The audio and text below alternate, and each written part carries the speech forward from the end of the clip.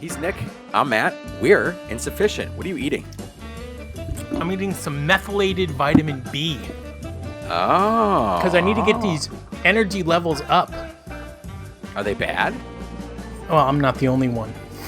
I thought about recording this show from my backyard, outside, thinking that maybe that would help. Nice glasses, by the way. Thank you. I bought them specifically for this episode. You may never see them again. I got them just for this. Let me tell you something. People are angry. There's nothing better than angry fish heads at other angry fish heads. So let's hear it. People are angry. So basically, we were just talking about how bad they've been playing recently. Not been great. It hasn't been good. So, and by the way, you and I have most often been criticized for having our head up Trey's ass. Sure. Because we're kissing his butt so fucking hard. Nope. I guess there's people that kiss even harder. You're going to suck the shit right out of there, guys. Oh. Well, some of these guys are headed. How do you always take it there so quickly? Because, Ryan. Ryan. I don't even know. Fuck you, Ryan. Just say first name, Ryan. Yeah. What do you say? You guys should change the name to Insufferable. You guys make the two old men from the Muppets look cheerful. First of all, I forget those two old men's names, but that's like the greatest compliment. It's so nice. Is comparing you and me to those two. Probably the funniest people on the planet. So thank you, Ryan. Somebody said, if Phish is so bad, please go see Goose. Don't be surprised if you see me with a ticket stub in my hand, guy. Somebody said 10 million% right, crushed it. Thank you. Obviously, that was directed towards me personally. Do Phish fans really like Phish? I'm never sure. The answer is yes, but we hold them to the same standard that they held themselves to. Another person said, better get it together before SPAC. Agreed. That's the last show of the run. Somebody said, should I sell Charleston, South Carolina tickets? No, of course not. Yes. No. Don't say another person just said, it's just called Someone. Someone replied, insufferable. Oh, you're fucking clever. Well, loser. I mean, come on the podcast. Let's fucking talk. You got something better to say? We do like it. I do like when people come on our show. Speaking of which, people that have been on the show are crushing it. That Mayan lady is hysterical, and her commentary on where our tour is at and where her tour was at Goose is spot on. Someone said every tour is bad. Negative.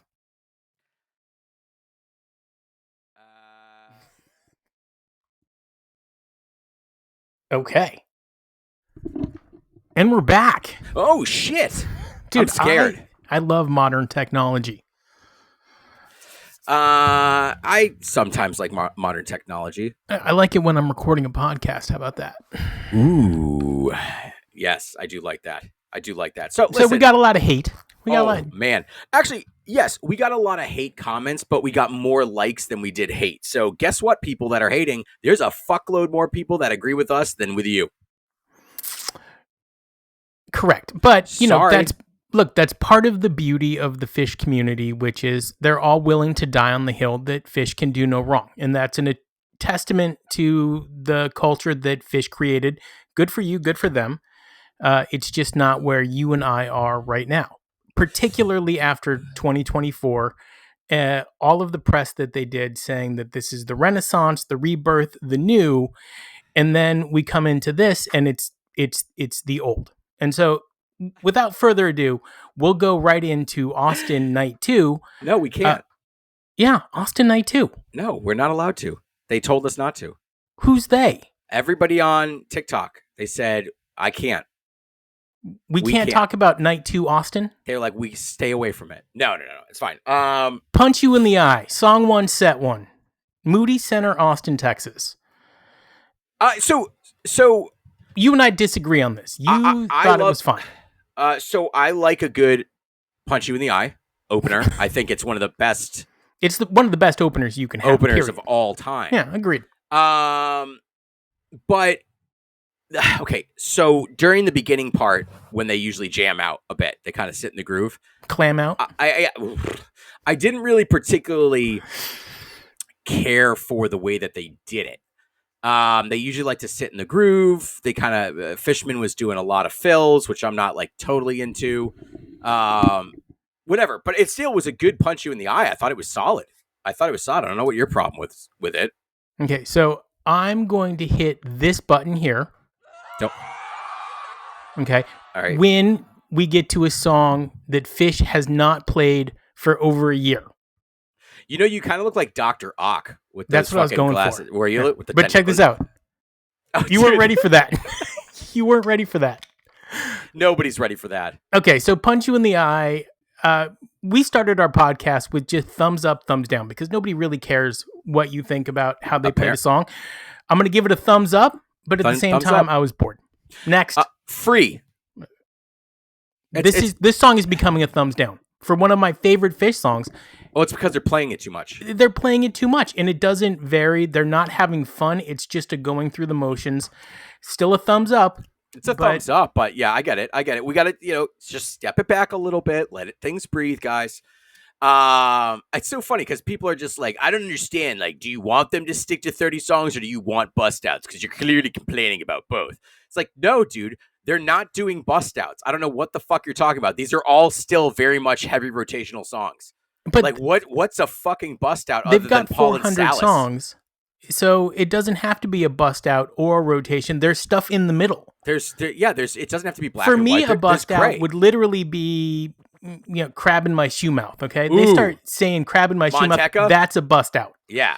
Okay, they play. I don't know, a song. Here's the thing, guys. They feel the same way as we do. They are not going backstage and they're not saying, damn, that was fucking good. That was the best we played. There isn't, because they clearly know when they're playing good, because in 2024, they're playing so good that Trey said it was a renaissance. So it's like, they understand. They know when it's not up to par for them. They're not stupid, guys. We're just noticing what they already notice. Anyways, My Song Soul. 3. It's a thumbs up. And it was played as well as My Soul can be played. This is kind of a bust out, actually. It's a cover, but it's been played in the last year. So we're not going to get It was never played. It was absolutely played within the last year. They never played it. Billy Graham Center this year. Okay. Right. Then, dude, Ariba already back in the rotation. Okay, for somebody who literally just complained about their rotation, Reba can stay in the rotation. They're playing it well. If you keep soaring like this, guys, keep it in. Keep it in. That's kind of how I feel about David Bowie. If you're gonna nail David Bowie, keep it the fuck in. Have we had a David Bowie this tour? Yes, we did. We had an encore. Oh yeah, wasn't that great? No, it was not. Nick's favorite bathroom song, "Hey Stranger." Hey Stranger. I mean, I like this song. That's all I know. I like this song. It's just, it's a thumbs up. I like the song. Okay, thumbs up. Plasma, again with the Plasma. Okay, for me, this was a total thumbs up, and across the board, one of the top 3 songs of the evening, for sure. Yeah. It's a little played. Gula. Great. Trey smiled when he did that solo tour, and he said it for the first time. Gula Papyrus. He gave a smirk just to stick it to you. Dickhead Matt. I do feel like at one point, though, Trey just stopped playing and Page played by himself. We're not the only one that noticed that Page is non-existent, by the way. So that is part of some of the posts. People are noticing that Page isn't there. I'm wondering what's up with that, but I have a theory, and when we get to set 2, I'll talk about it. Moon Age Daydream. I mean, I highlighted love this the cover. show. Yeah, Trey did a great job with this. First of all, Trey, but Trey sang it really well.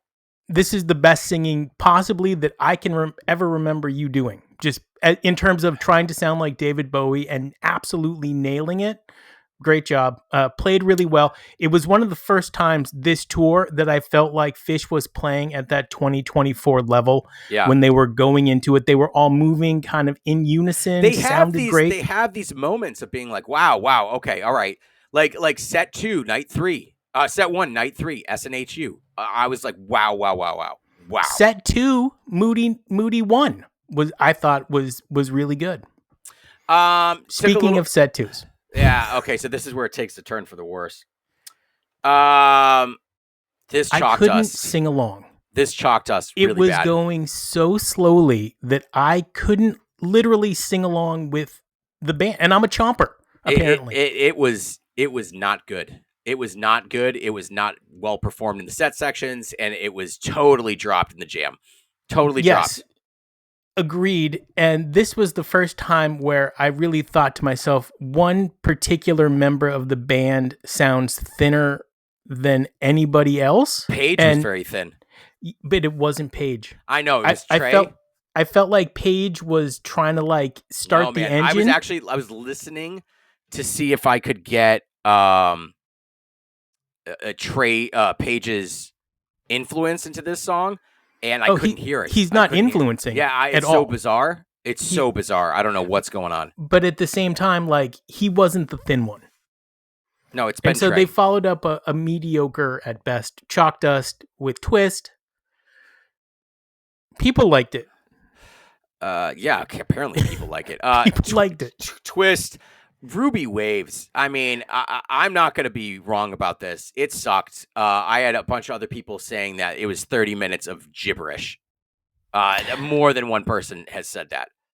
I absolutely love this song. The final lines, "Gonna escape from this prison of lies." You hate this song. No, I love Ruby Waves. I love everything from Ghost in a Forest. Just saying. I mean, and you know that. Sucking on the balls again, Nick. Dude, I don't mind giving Trey compliments when he does something spectacular. And for somebody to launch what he launched over the morning of one of his friends. Yeah, and Ghost of the Forest was awesome. And Fishman was involved. I mean, it was just great. But, okay, so during this Ruby Waves, that's not great. And then Monsters, which I'll always take a Monsters. Back to Ruby Waves. Hold on. It's 30 minutes of garbage. Yes. And Trey was thin. And his sound was thin. He almost wasn't hearable at times. So I guess Paige kept trying to jumpstart the engine, and it wasn't and nobody was catching on. Just to clarify, when we're saying that the sound is thin, what we're He's saying almost is not hearable. What we're saying is, at least for Trey, I'm not saying that his effects don't have weight to it. It's the content of what he's playing that is thin. Whether it's a lack of notes or and I have no problem with simplicity in music. Not at all. I'm not asking you to shove a bunch of notes in there. But if you are going to play it simple, please don't play the same lines and licks that you've been playing in all of your jams. And that's what Trey has been doing. He's been recycling these licks.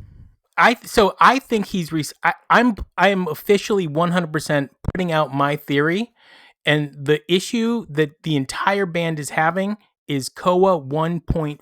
Agreed. And Trey is recycling his licks because he's trying to find the sound of the guitar, and he's not finding the sound of his guitar. Trey, you didn't own this guitar for the last 30 years. I'm sure that your friend, teacher, mentor took great care of it, but that doesn't mean that it has had the same experience, vibes, life experience. And it's wood. It has its own. It has its own of feelings. Koa 1, Koa 2, the little guitar with the fucking antlers. Fuck that guitar. Okay. And he can never get it working either. He can never get those. I mean, when he hits those antlers, I want it to make a noise. But anyway, back to this. So not only is he kind of playing thin, but the sound coming out of the guitar is thin. It's not good. It's not good. It has no bite to it. I'm hoping that the little experiment of the 1.5 is put aside just for 3 shows. You're in Colorado. You're outdoors for the first time. Let's go Koa 2. You don't even have to go to Koa 1. Which, by the way, was pretty cool. But, let's switch it up. Let's see what happens. And I do blame Koa, 100%. 1.5. Too many switches. They switched the way that they're set up on stage, plus they switched the guitar. It's too much for them. Do you think that that's affecting it at all, too? Fishman being farther away from Trey? I was hoping that it wouldn't be, but it might. It might be. But they have in-ear monitors now, so it shouldn't have anything to do with it. I don't love those in-ear monitors. I thought they were doing great for them. I was thanking God that they actually finally got them because they can actually hear each other. But I don't know if it has anything to do with that this time around. I am not sure, but the disconnect is real. We are feeling it. Limb by Limb. Monsters. Monsters is good. Thumbs up. Limb by Limb. You love that song. Okay. Fishman, again, did a great job. Trey failed to come to the table. This for me was borderline painful, split open and melt. if I had to pick one song that I could only listen to from Phish's catalog, it would be Split Open and Melt. I love every version I've heard except for one, and this is that one. It was like, I even like the one that they did at what's that 2004 show you went to? 2004, where they broke up. Everybody was crying. Oh, Coventry. Coventry. It's not in Connecticut, people. It was Coventry, Vermont. Yeah. Just FYI, this Split Open Melt was horrible. Rock and Roll. Saved it. Saved the set. Save the set. Paige did a great job singing. Everybody played really well. They're a bluesy, jazzy, funk kind of band, and they're not hitting those notes. They're not playing a lot of boozy, jazzy funk. Boozy. Encore. Waste and Say It To Me Santos. I enjoyed the Santos, and the Waste is always one of my favorites. There's a lot of people that are done with Santos, but they haven't played it. Well, Nick, you. No, I've talked to a bunch of people at the shows that are like, just tell me we're not getting a Santos. You can't yawn in the middle of... I mean, every time somebody says Santos, you're like breaking into a yawn. Say it to me, Shanty. I can't. Shantos? It's like the Disney, it's the Indian version. Say it to me, Shantos. That's what sex smells like. Yeah, 4.1 rating. Fuck everybody. You're idiots. I am completely convinced that some of the people that are going to see this band today just have no fucking clue. They have no fucking clue. If a wrong note is hit or a bunch of wrong notes are hit, they would have no clue that it happened. Okay, I'm just going to name some songs that have not been played, and let me know what your thoughts are. Okay. Let's start with like some really obvious ones. How about a Bathtub Gin? Oh my God, are you yawning again? Sorry, God. Jesus. Bathtub Gin, Heavy Things, Cross-Eyed and Painless. Heavier Things. In-Law Josie Wales. Okay? There's nothing wrong with that song. I love that song. We made fun of Uncle Pen, but I would take Uncle Pen at this moment. I would too. Most importantly, The Horse into Silent in the Morning. Okay? I mean, these songs shouldn't be bust outs. They should be rotational tunes that we're just not hearing. I'll take a Sparkle, motherfucker. Gaiuti, I think, would be a bust out. Horn would be phenomenal. I mean, they have so many amazing songs that I get it that it's hard to get to them all, but at the same time, you have so many. You don't need to. Well, they might say, "Hey guys," but like we're at the age that either you want the bust outs and they're not going to be played as well, or we're going to set to some specific songs and they'll be played better. Farmhouse was killing it last year. I know, killing it. Okay, Funky Bitch. I don't think we've heard that in many, many shows. Nope. Which is an all-timer for that band. Tube. Asteroid Crash, Nothing Burned. Okay. If you want to play Megillah for the first time in 22 years, this is the show. I mean, I would be super happy about that. Gotta Jaboo, I would take right now. Something to break up, kind of. What about Loving Cup? Loving Cup would be great. All right, I'm gonna stop. I mean, they just have so many songs. Listen, guys. They have one last one. They've done 5 shows. They have plenty of time to really turn this around. They've done 6 shows. Plenty of time to turn this around. Lizards is that a weird request for Maze? for the band to play Lizards? Maze? I mean, it has to be their number one most played song. I'm not even talking about Ginseng Sullivan, which I would love a Ginseng. Old Home Place would be phenomenal. Mango Song. I feel like they're thinking, hey, guys. I'm not sure what's going on, but we got to pull it together. Is there some internal strife with the band? We've been talking about this. I don't know. It's speculation. It's pure speculation. It sounds like angry people. It's panic. Like an angry mob. It's not time to hit the panic button, but we're close. When we're Matt, I'm when Nick. We're halfway through. When we're halfway through. He's Matt, I'm Nick. What was the name of the podcast we should change it to? Insufferable. Sucky Dickweeds? Yeah, insufferable. We are insufferable. But you keep listening, which is just amazing. So you clearly like insufferable I appreciate it. Yeah. It's weird, by the way. Do you listen to stuff that makes you angry? You personally? No, I stopped. We used to, right? Sometimes, we used to, yeah.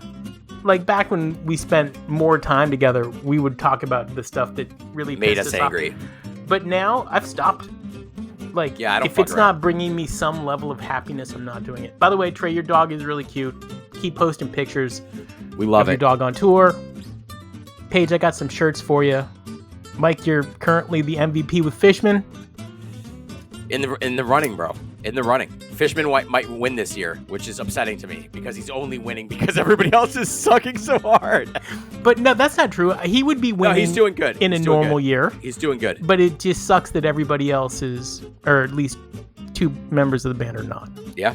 It's not even.